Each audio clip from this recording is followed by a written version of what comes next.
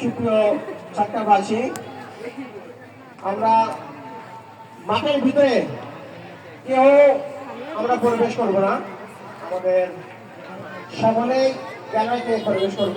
গ্যালারিতে বসে শীতের খেলা উপভোগ করবো। আস্তে আস্তে অনুষ্ঠানের মাননীয় প্রধানমন্ত্রী যে উদ্বোধন সূচনা করলেন, এখানে আমরা দুইটা টিম বেদানা এবং কালীগঞ্জ বালিকাদের দেখি আমার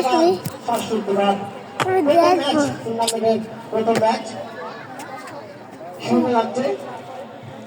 যে সকল খেলোয়াড়রা আজকের খেলা অংশ করবে তারা কিন্তু মাঠে পরিবেশ করেছে।